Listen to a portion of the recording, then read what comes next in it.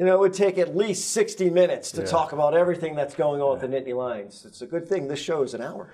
Well, the other part, too, is Jay Paterno finally has his wish. He's been wanting to be socially distanced from us for years. And we are successfully socially distancing here in the studio. Let's hope Penn State is no longer distant from a win this Saturday. Blue White Tailgate is next.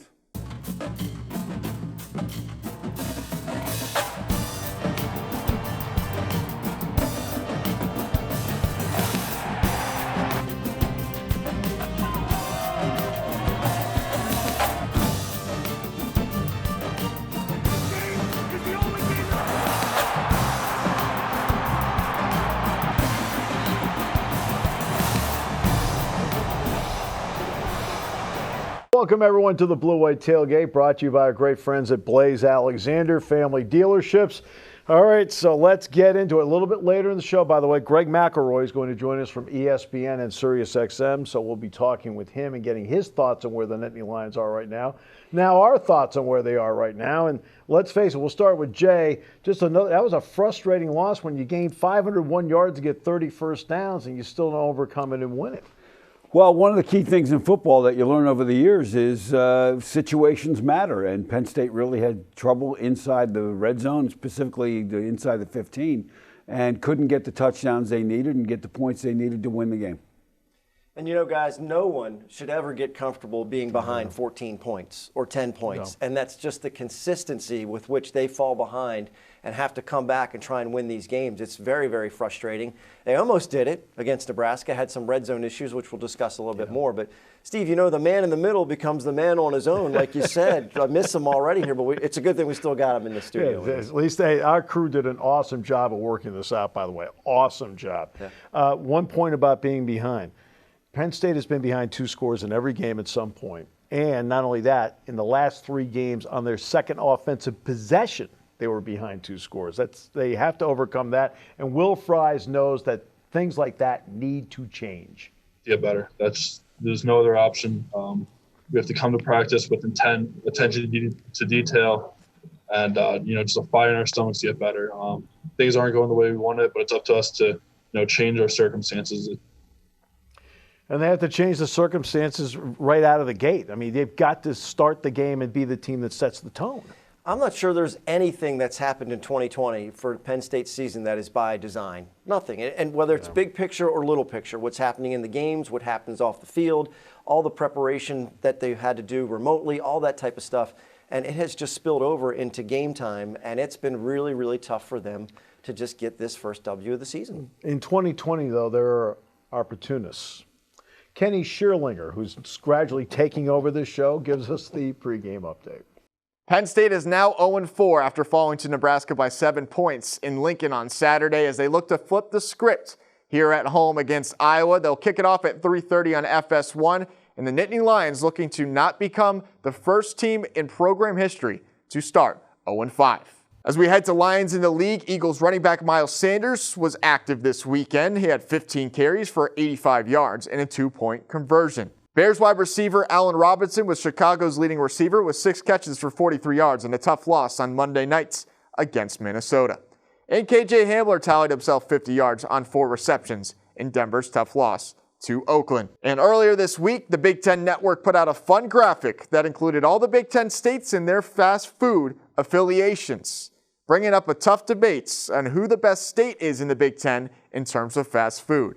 Me personally, I'm going to have to go with Illinois, strictly because of Portillo's. If you haven't been to Portillo's, you're missing out on the closest thing you can get to heaven on earth. So get to Portillo's, get yourself Italian beef and a Chicago-style hot dog and maybe a cake shake in there as well. Guys, do you have any opinions on the Big Ten fast food debate? I'm a Sheets guy. I mean, no doubt about it. What about now? You're in an area that's split. Yeah, I'm in an area that's split, but I'm a lunch guy. Just give it to me. It doesn't matter. I'll take anything that's on that board. Anything that's on the board. What do you got, Jay? I'm not touching the Sheets Wawa debate. That you want to get people fired up in Pennsylvania. You wade into that one. But Culver's, I think, is on that map from Wisconsin. They're pretty dang good. All right, Penn State will take on Iowa. This has been a terrific series between the two, but Penn State has done well of late in this series, as you see there. And you can go all the way through. Last year's game was a 5-point game where Noah came with a couple first downs late, closed it out. And Iowa's a team the last couple of games have been playing well, but Pat Freiermuth, who really has been just a great rudder on this team, says Penn State has a lot to play for. Yeah, the message is just, continue to fight. We can't give up. We got, I think, 4 or 5 more games to go out there and execute. And, we can still, not have the season we want, but we can still end up with a winning record. Iowa back-to-back weeks where they've beaten Michigan State and then went to Minnesota. Looked very impressive Friday night. No doubt. And just like every other team, it's kind of a tough read, right? We don't know what to think. How would you ever say the schedule's going to lighten up because you're going to play Michigan? You would never say that. No. But they're 1-3 or whatever they are and not looking very good. Then there's Rutgers and after that. So we'll see that they got to take care of Iowa and take care of their business. All right, coming up, we will take a look at the Penn State offense. We'll talk about the 2 quarterbacks, Sean Clifford and Will Levis, as we continue with Blue White Tailgate, presented by Blaze Alexander, after this.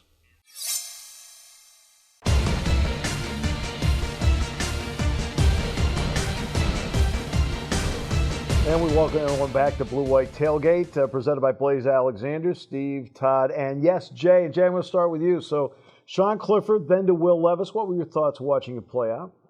Well, Sean's had a tough fall because the pressure has been on him in terms of pass rush, which, going into the season, we thought the offensive line and pass protection would be a strength. So that's been a little bit of a surprise. But I thought Will came in, handled some tough situations very, very well. And I think you should, Penn State fans should feel like they've got 2 guys they can play with in the game. So I think you come out of it with some positive. Between the 20s, things are flowing. 501 yards, 30 first downs. It's just when they get to the red zone, Todd, it's a problem. It is a problem, and I think it was time for Will Levis to get in there and show what he can do in an extended playing time. Sean Clifford, the pressure has been on him, but if that's the case, then he has to protect the football better. And to have it stripped from him, picked up and run for a touchdown, the defense, when we talk about the defense has actually done fairly well points-wise, but when you give up strip sacks and the opposing defense is scoring touchdowns and you're getting behind for those types of reasons as well, that just can't happen. And once that happened, it was time to pull him and see what Will could do. And so our offensive player of the week is quarterback Will Levis for his performance in the game, throwing for 219 yards in the ball game and giving them a spark. And again, our offensive player of the week is number 7 right here. Look at the throw he makes here, getting it to the outside to Parker Washington for a first down. The quarterback draw is a critical part of what he does. Here he takes it for a first down in this particular play here. Now, there's another ability for him to take a pass play, scramble, and then get yards. Now, here's the pass to Freiermuth here. Spinning out, and Freiermuth does a great job of getting downfield. Now, the officials have no sense for the dramatic. They put him down at the one. Penn State did score a touchdown on the 74-yard play. That was an elite play. That was a beautiful spin to avoid the rush and to get it downfield on time to Freiermuth. That was a beautiful, beautiful play. So now let's get to our drive of the week, brought to you by our good friends at the Sign Stop. And our Sign Stop drive of the week, Penn State's down 27-6. They need to make something happen. They get a big first down here on a 3rd down. Still in their own territory here. Levis, there again, the ability to get the ball out fast, Jay. He gets the ball there on a line. Yeah, I think you did a nice job on some of those on Saturday, no question about it. And here's the touchdown run by Kevon Lee. There's the motion, boom, there's the kick-out block, and Lee goes 31 yards for his first career collegiate touchdown. And that is our Sign Stop offensive drive of the week. All right, so he guided them back into the game, Levis did, and it seemed to pick up the whole look, everything seemed to coincide. The defense started getting some stops. He gave them some spark in what was going on. What did you like about Levis, Jay? Well, I think he did a nice job immediately with the run game. He started finishing runs with a little bit more authority. And then, the team kind of picked up off him. Sometimes that spark is all you need to get both sides of the ball playing really, really well. And, he made some key plays, got him in the game, got him back to within the score, and showed some confidence. And I think that was something we can take away from him. So let's take a closer look at the quarterbacks. Kenny Schierlinger, gradually taking over the show segment by segment, joins us now to talk about the quarterbacks. It's been no secret that the quarterback position has been a struggle for the Penn State Nittany Lions this season, and it was no different in Lincoln on Saturday. As the starter, Sean Clifford was pulled for his backup, Will Levis in the second quarter against Nebraska last weekend. And in terms of my performance, I mean, went in there and executed what I had to execute, but just wasn't enough. I mean, I think I did decently in a few of my reads and just stuff that I did, but there's room for improvement all across the board, especially in the red zone. Turnovers have been a common denominator for Penn State this season, and early on in Lincoln, Clifford was behind some costly ones, and that set Penn State behind the 8 ball early. You know, one interception that's returned, I think, down to the 15-yard line, as well as a fumble recovery for a touchdown 2 weeks in a row. So that's been the thing that more than anything in my mind that we have got to get cleaned up.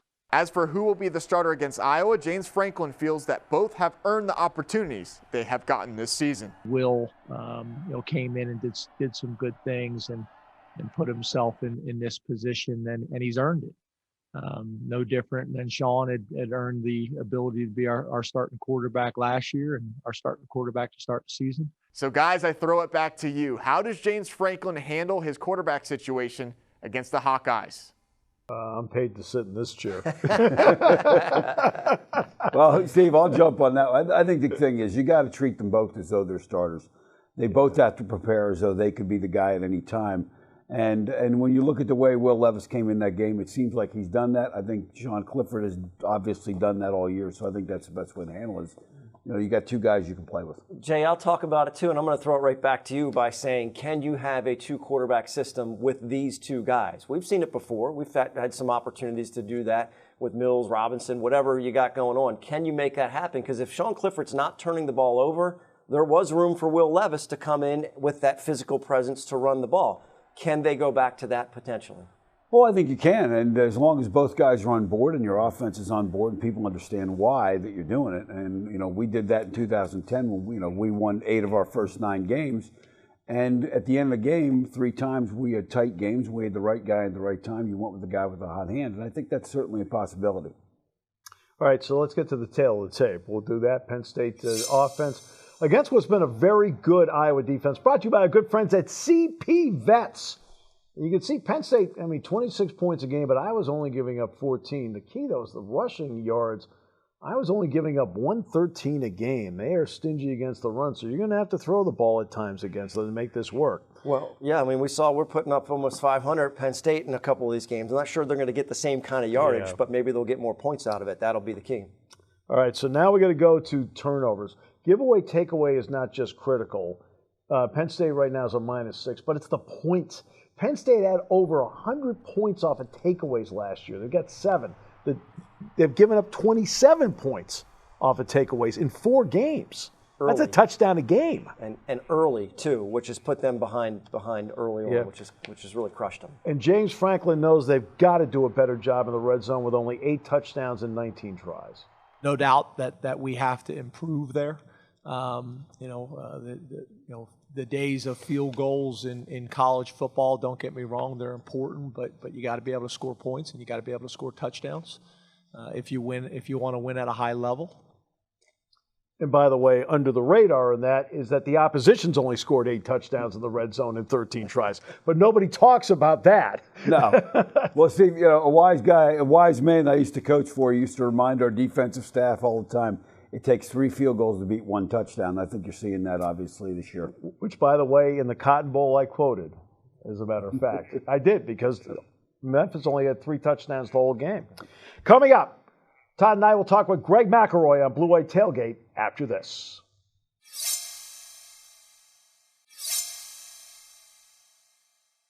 We welcome everyone back to the Blue White Tailgate Show, presented by Blaze Alexander. Jay Paterno rejoins us in a few moments. Steve Jones, Todd Sadowski, joined by Greg McElroy of ESPN and Sirius XM. Greg, welcome. Great to have you with us. Good to have a little Alabama quarterback time to talk. Yeah, appreciate it, guys. Thanks for having me. So let's start with this. Penn State, of course, in the quarterback situation with Sean Clifford as to what he's gone through. Will Levis took over against Nebraska. Your time at Alabama, for example, it was you. There was A.J. McCarron was there as well, but you ended up being obviously the starter in the end there. How does a coach and a quarterback need to handle a week like this, in your opinion?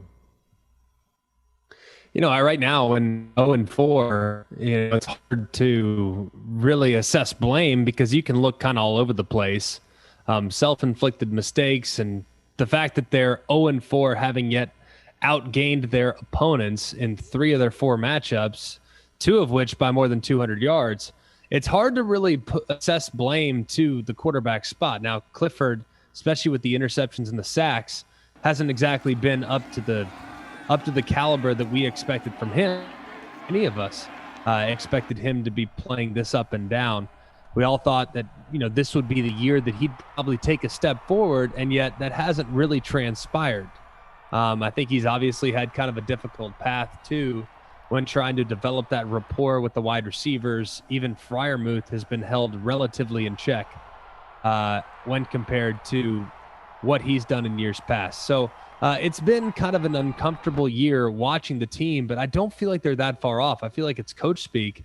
Maybe I'm just drinking the Kool-Aid, but this team feels closer than their record might indicate. And I know that's probably not a real good feeling given what they've experienced these first 4 games, but it wouldn't shock me at all if they got up and put it all together here one of these weeks and kind of became the Penn State that we expected them to be heading into the season.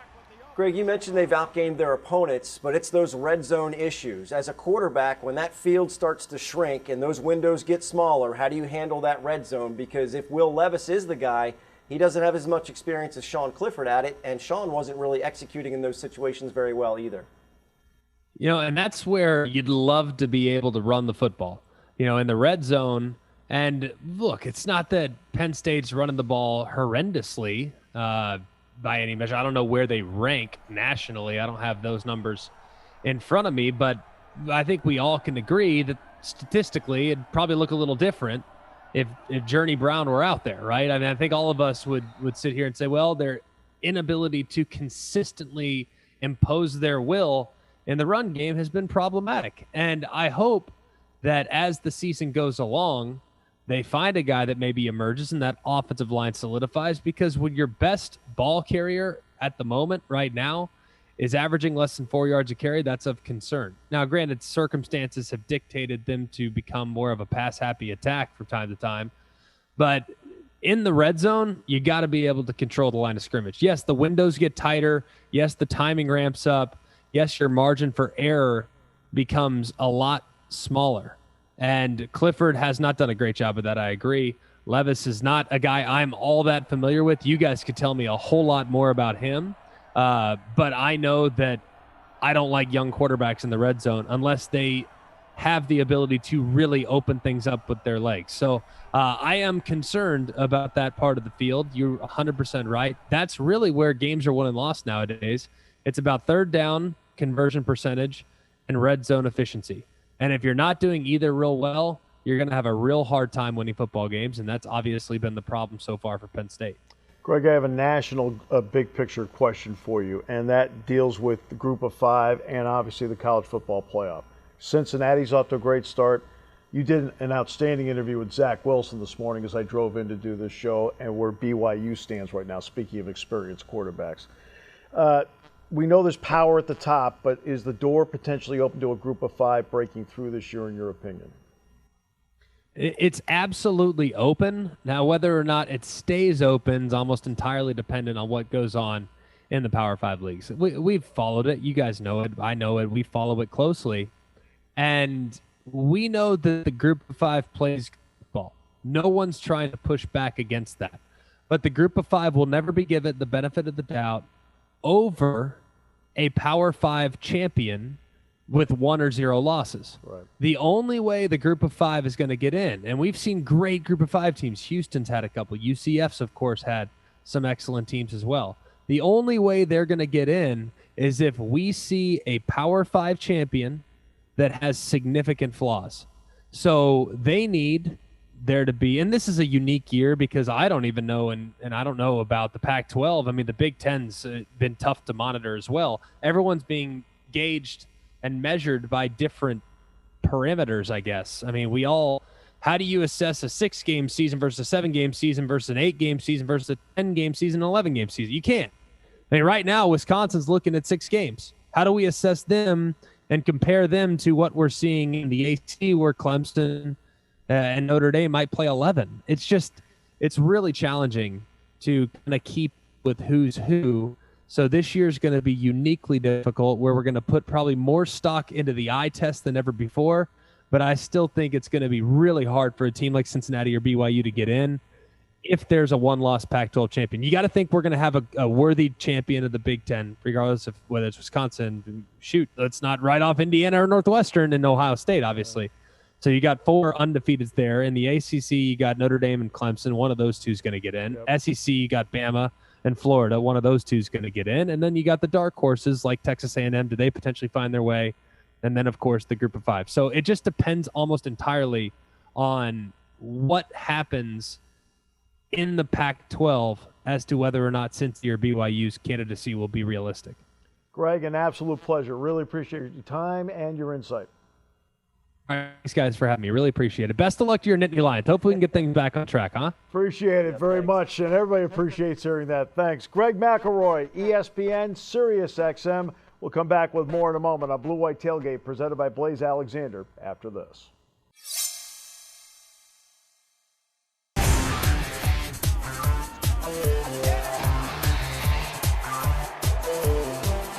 We call this segment D for defense, and we'll talk about that. Penn State gave up 298 yards in the game, only 95, Todd, in the second half of this game. I thought they looked really good. I mean, 23 points total for the game for the defense, because 7 of them were a strip sack. And look, they've been put behind the 8 ball many times this year already. If you look at the numbers, a 4-yard drive for Indiana, right? Yeah. I mean, the interception for a field goal that they held to get the 10-0 against Nebraska, another strip sack. You know, they've done okay, but they've been behind. But it's those opening drives, Steve, that they've really, really struggled with. Yeah, and that's, again, 3 straight games, Jay, where the opening drive sets the tone of the game for the opposition. Well, if Penn State wins the toss, my advice would be take the ball. Don't give the other team the ball first and see if you can get a lead. Because I think a lead right now would be very, very important for this team. It's been a while since they've had a lead. If Penn State could get the ball and go down the field, now, Iowa, you're looking at a very, very difficult defense, so it's not a gimme. But I think it's going to be important for this team to get out ahead. Overtime against Indiana was the last time Penn State had the lead in a game. So just to establish that. Jesse Lucchetta says, look, don't do too much. Do your job. Being a playmaker, at times you try to make, the play each and every time you get. But at times where, you're not making a play, just playing the framework and allowing, your teammates to do so is just as good. So, I think a big point of emphasis is just getting back to the basics, trusting what you see, trusting your keys in your eyes, and just playing as one. Jay, do you see at times in all the years that you coach that sometimes guys will try to overcompensate for somebody else and then it causes multiple problems? Well, look, if you step out of your gap responsibility, big plays happen if you don't keep contained. But they've got to trust each other. They got to make sure that they believe everybody on that team is taking care of their responsibility. And I think the other thing is there's some frustration. You see when the other teams make plays, body language-wise, there's some pointing, there's some looking at each other, and then you see the frustration with some of the late penalties and the undisciplined things that they're doing. I think those are going to be key for them. And it's something, the opening drive thing, they got to put a halt. They need to set the tone that they're the ones that are getting it done, not you. And look, I think the coaching staff has a difficult job coming up in general. The opening drive, let's talk about that part of it. Maybe throw something out that's a little bit more unconventional, something that they don't expect, something they don't see to get them behind schedule early on. It's something they're going to have to do a little bit differently. But I think they have a difficult job in kind of wrangling the fact that, look, they know they're desperate for a win, but they also got to understand it's still a game and they got to have fun, right? And part of what Coach Franklin's always tried to do, and he talked about this at the beginning of the year, guys, is he tried to build team chemistry by doing team bonding events. Yeah. You can't do those types of things that he's done in the past to do that kind of stuff. And Jay, you tell me now more than ever, you need those types of things with a team to stick together in these hard times. Yeah. Well, let's get to our Defensive Player of the Week, and that is Jason Oweh. He had 10 tackles the week before in the Maryland game. He followed that up with 9 tackles in this game against Nebraska. And number 28 is playing at, he's not getting sacks, but Todd, he's playing at a high level. He's getting into the backfield. Yeah, he's a disruptor for sure. And I think the play that stands out to me about Jason Oweh, about his talent, is the jet sweep that went for a touchdown. He was right on the guy's heels and touched him at the end zone. He's got all the physical tools to be a really, really special player. That's that 4.33 speed that he has in the 40 right there. So now that brings us to the tail of the tape. We're going to take a look at the Penn State defense and the Iowa offense, brought to you by our great friends at CP Vets. And you'll see it right away. Iowa, okay, the number of points Penn State's given up, but it's the rushing yards. And Jay, you pointed this out earlier. I mean, you talk about the balance that Iowa has is impressive balance-wise. Yeah, in fact, we'll talk about that in the film room. They are the most balanced offensive attack in the Big Ten. But as you'll see when we get in the film room, Penn State matches up well against Iowa's run game and their schemes up front. And when you look at those backs, Goodson, he's a home run hitter. Sargent is very good both as a receiver and as a running back. Jesse Lucchetta says you got to look at 15, you got to look at 10. They're the two key guys. Love that stretch, counter, traditional fullback player. So, it's going to be a physical game, a physical fourth quarter game. We got to get up there early and establish how we're going to set the tone for the rest of the game. And the other part, too, is we've talked about giveaway, takeaway. That means you're not taking it away. Brandon Smith had an interception. What does a takeaway emotionally do in that sideline when that happens, Jay? Well, when you're in the middle of a comeback, you need some. And those takeaways, all of a sudden your offense is back on the field and that gives them a lift, especially if you can get in good field position, get a cheap score, which has not been the case for Penn State most of this year. Now, that was a hard-hitting game against Nebraska. I was surprised the ball maybe didn't pop out a little bit more. Keep hitting hard, but, wrap up well the first guy and then get in there and go for some turnovers, go for some strip stuff. I mean, you got to make some things happen defensively to create some turnovers. Yeah. Also let it come to you, okay? Don't force it so much where you do get, quote, out of position because you're trying to force it. Because I understand the effort to want to make a play, a big play, but we always talk about it in baseball all the time. You don't have to hit the 5-run homer. Coming up, the film room. Jay and Kenny will review Field of Dreams after this.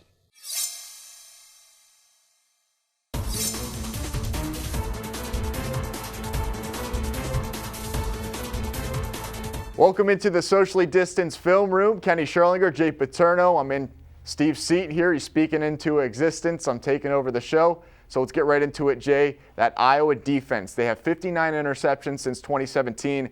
What is Penn State looking at against Iowa this Saturday? Well, a lot of fundamentally sound things. Number one, Iowa, beyond just the defense, special teams-wise, we'll talk in a minute, they're number one in the Big Ten in net punting and net kickoffs.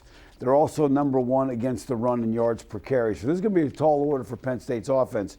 But let's talk about Iowa's defense. Very sound. They are going to try and stop the run with 6 guys in the box in your one-back attack. If they can do that, it's a long day. They're going to put a linebacker out here. Safeties are very aggressive in run support. The boundary corner is very aggressive in run support. So let's take a look at the video on this and just an example of how strong they are up front. They try and create plays underneath where you're throwing the ball into zones, and if you overthrow it a little bit, they end up with interceptions, and there's an interception right there. The second thing they do is they are very sound in terms of eyes on the quarterback, playing fundamentally sound, knowing their zones. You want to play action pass and do some things. They stay in their areas. Watch how this guy in the defense, take a look at the video. You're going to see how he keeps his eyes on the quarterback, is not fooled by the play action pass, as well as the linebackers out there in coverage. And again, another interception.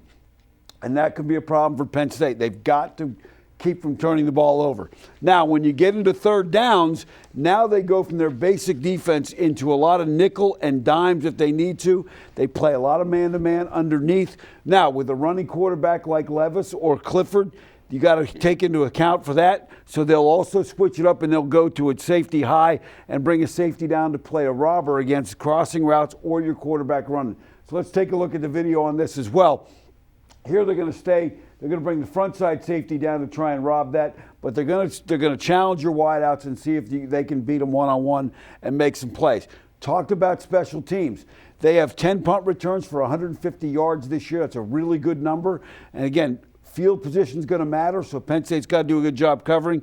Up front, they're going to hold up like crazy inside and go after it, and they're going to hold up your cover guys and give themselves some room. So take a look at this video as to how this works out for them. Good pressure inside to keep the guys inside. Now the hold-up guys do a nice job, and now the punt returner, he catches that punt. There's nobody around him, and he ends up getting into the end zone without anybody really touching him for the first 15, 20 yards. Now heading to the offense for Iowa, this is going to be a big test for this Penn State front seven, and it's going to be a offense that they haven't seen really much this year. Yeah, and the thing about it is when you get into offenses week to week as a defensive coach, you have systems that you see each week. So, a lot of times you can plug in what you did the week before. But if you take a look at the first set, Iowa's going to be in fullback, tight end, and they're going to run a zone run scheme. A lot of lateral displacement is what they try and get. They try and move you laterally and then cut back. The one advantage Penn State has is they are a penetrating defense. If they can get into the backfield, they disrupt the cutback lanes and will be able to do a good job against Iowa's run defense. So let's take a look at the video here and watch how they move Minnesota's defensive line laterally down the field, which then creates separation and gaps, and they're able to get the ball north and south on those cutoffs, on those cutbacks. Again, one of the things about it is they're going to come off that same run game.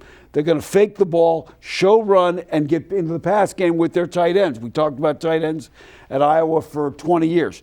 But you're going to see a good fake here by the quarterback. Safety's going to bite, and now you get your tight end one-on-one. So take a look at this one on the film here as well.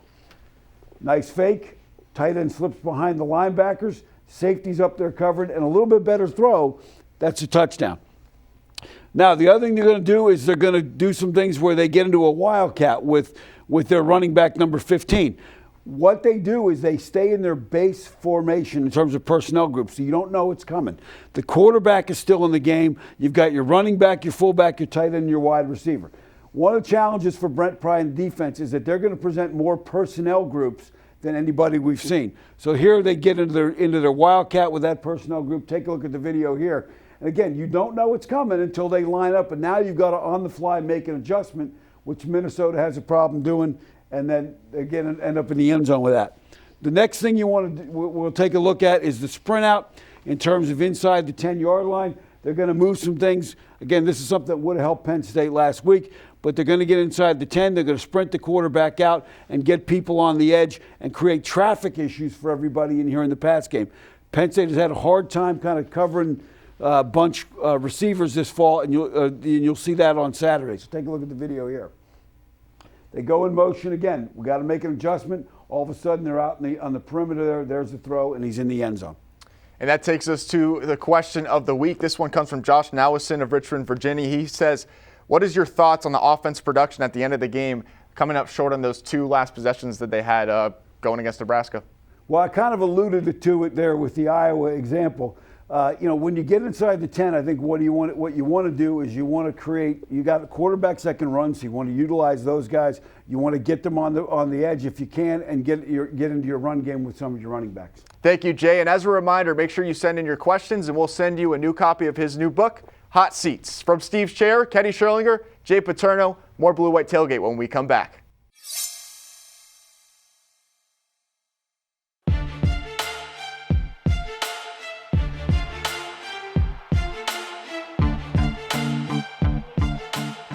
Earlier, we told you that D was for defense. This is the F block. It's for ference. So that's what we're doing in this one. We're just going in some sort of order. This is a very physical series, so let's take a look. First of all, Kirk Ferentz's file. He has done a lot of great things at Iowa. A lot of great things at Iowa during the course of his career. And but this is also a time of embattlement at Iowa. There is a suit by 8 players going on right now. Originally, they were talking about the $20 million. Now they've dropped that, which means they want a court to settle if there is a number. How tough is it, Jay, to fight through outside issues, especially for a long-time respected individual like Kirk Ferentz? Well, as you mentioned, Kirk is highly respected, and I've known Kirk a long time. He's been at Iowa since the last century. It sounds funny to say that in 2020. but I think he's a guy who has tremendous focus on the task at hand. I think they've done a good job this year kind of shutting those things out, and I would expect them to have his team ready to go Saturday. Yeah, and look, everybody, at least outside the program, has total, complete respect for what he's done for a long time there. This guy you feel like he's that steady rudder, and they have a way of playing, and they play it. Yeah, no doubt about it. And as far as those things go, I mean, all you can go is read what the players are doing. Yeah. And if the players are still balled in, the ones that are still there, they're still performing and they're still doing a good job for the coach. That's really all we can go on. Spencer Petras, by the way, a quarterback. Jay, when you've looked at him, I mean, because we've looked at Stanley. I mean, all of us can break down Nate Stanley. What about Spencer Petras? He'd be new to the Penn State fan base. Well, I think if you're going to beat Iowa, you have to make him beat you. And if he can beat you, he can beat you. But I think the thing about him is he's been a little inconsistent with his accuracy at times. But I expect him to come in here ready to go, and it'll be a good test for him. And then there's the running backs. We alluded to it a little bit earlier in the show, talking about Goodson and Sargent. And there's no doubt Jesse Luketa says they need to lock in on the styles of those two guys. He's a talented player. He's very shifty. Him and Sargent, they both love to spin in open space. You know, they're very quick with their steps whenever they can get their hand off. So just closing gaps, taking the air out, you know, is going to be very critical for us. And Amir Smith-Marset can be a home run hitter on the outside. But at the same time, he loves his tight ends. I mean, his top receiver's tight end. Yeah. Top in terms of yards per catch is the other tight end. They always have a tight end at Iowa. That's always top shelf guy, isn't it? I mean, they got a Hawkinson fan in the NFL. I mean, they got guys all over the place with Iowa. They always have those big targets. And look, this is a chance, you know, to not have a Justin Fields back there or a Tunga Vailoa. I mean, you know, it's not saying that Petras can't get the job done. It's just, look, you can concentrate maybe a little bit more on those running backs and some of the other skills players. As Jay said, you kind of got to make that guy beat you because you're not sure if he can. And he looks like more of a traditional Big Ten quarterback, right, that they've faced in past years, as opposed to some of these guys that have some serious wheels that have hurt them with their legs. After 3 sacks last week, Zach Van Volkenberg was the Big Ten Defensive Player of the Week. They have good linebackers. But I want to get to the secondary, Jay. Jack Kerner's back there. Iowa has an interception in each of its last 11 games. Well, the thing about Iowa is they're very sound. They're not going to take a lot of chances. They're going to come in, as we talked about in the film room, on 3rd down and bring in more defensive backs to cover your man-to-man. But on those rundowns, when you're trying to run play-action passes and things like that, you've got to be accurate, because if you overthrow the tight end or you overthrow a crossing route, they're sitting back there waiting to pick the ball off. And those are the things that will turn games around in a hurry. And James Franklin knows on Saturday in Beaver Stadium, his offense is going to have to earn every inch against this Iowa defense. Great job of making you earn everything, play a lot of zone coverages, have a lot of eyes on the quarterback, which I think has been a big part of their ability to lead the country in interceptions, I think, since 2017. Yeah, and again, Moss has, I think, 6 career picks. Kerner's really good back there. But, Jay, there's another part to this, and on Todd, you as well. Their linebackers do a good job of getting depth of drops that creates interceptions that I think a lot of people don't talk about. Well, I think when you look at them philosophically, they don't do a lot on defense.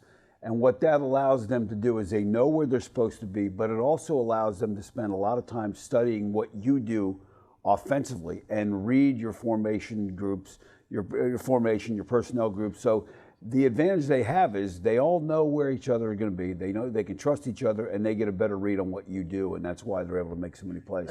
And Steve, those deep drops make sure that your quarterback has to have great touch to get it over that and in front of the secondary. So what are they giving you? The drop down or the plays in front, which still have to be accurate. Guys have to catch it, and then they have to make a couple of linebackers miss to get some extra yards. Into my 3rd decade of working with Jack Ham, I finally picked up on something as to how to play linebacker.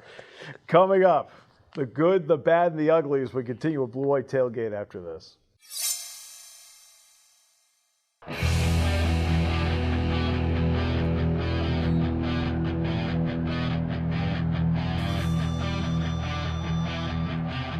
Well, we told you earlier the D block was for defense.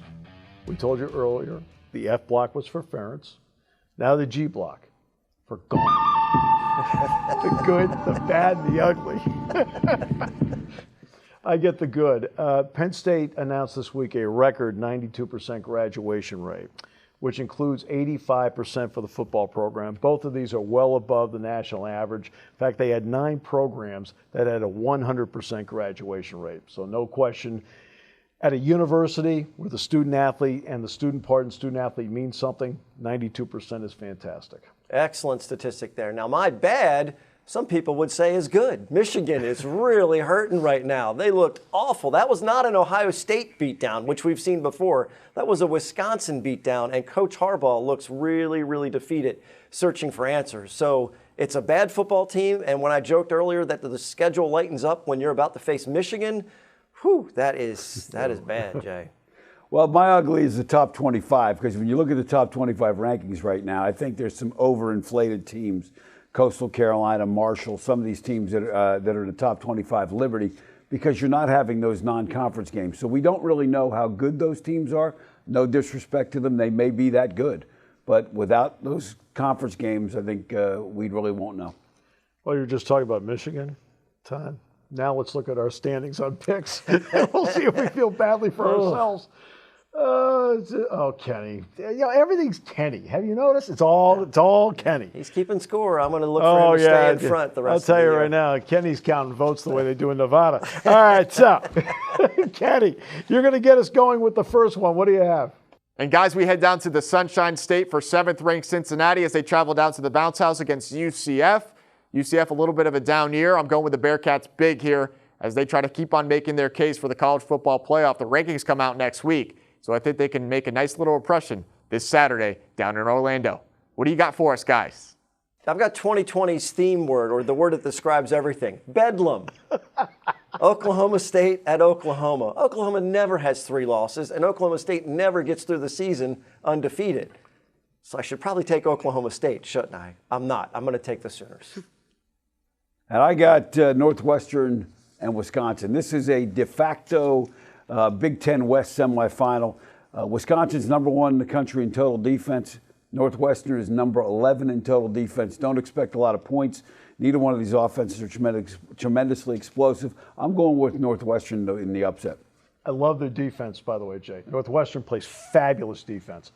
Indiana, Ohio State. That's the game I have. The battle of the unbeatens in the East. This is where talent rules. Ohio State wins. And not only that, I think in the end, in the second half, they win comfortably in this game. All right, keys to the game. Brought to you by our great friends at our title sponsor, Blaze Alexander Family Dealerships. Well, keys to the game. I mean, what? I can go through the list, but I'm going to leave the door open for you guys on a couple things. But I am going to go with one that I think is a primary I've talked about a lot, and that's the giveaway takeaway thing. I think that just goes hand in hand with the ability to win this game, one way or the other. That they got to win the giveaway takeaway thing out of it and be as clean as possible. But they also have to put Iowa in conflict by getting takeaways. Jay, what do you have?